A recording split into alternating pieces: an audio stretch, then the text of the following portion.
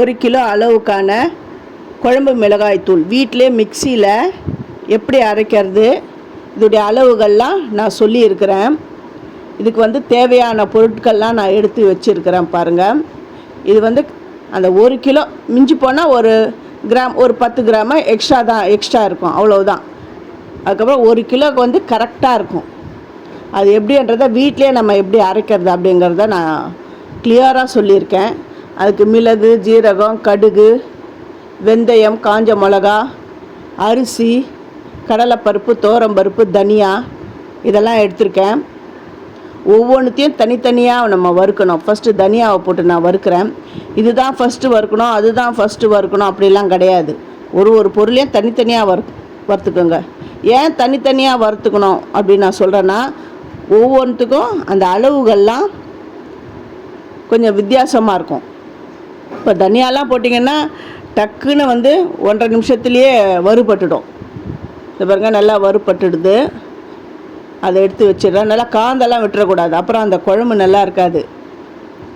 அந்த ஒன்று எடுத்து அந்த பல்லில் வச்சு அப்படி கடிச்சிங்கன்னா அப்படி கிறிஸ்பாக அப்படி ஆகணும். அந்த அளவுக்கு வறுத்தா போதும்.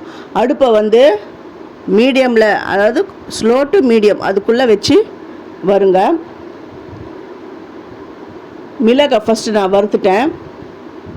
இது ஜீரகம். ஜீரகம் அப்புறமா இந்த தனியாலாம் டக்குன்னு அந்த வெந்தயம்லாம் சீக்கிரமாகவே வறுபட்டுடும். அதனால் பார்த்து வருங்க. அதுவும் அந்த வாசனை நல்லா கமன்னு வரும். கடுகு போடுறேன். தனியாக நான் உளுந்தம்பருப்பு அதில் சேர்த்துருக்கு, அதனால் ஒரு பிரச்சனையும் இல்லை. நீங்கள் வெறும் கடுகு அது கூட போட்டு நீங்கள் வறுக்கலாம். ஆக்சுவலாக பார்த்தா வெறும் கடுகு தான் போட்டு வறுக்கணும். இந்த உளுந்து இருக்குது, இது ஒன்றும் ப்ராப்ளம் கிடையாது. இந்த கடுகு வறுக்கும் பொழுது மட்டும் கடகடன்னு வறுத்தணும். ஏன்னா அது கடகடன்னு பொரிஞ்சு எகிரி குச்சி ஓடி போயிடும்.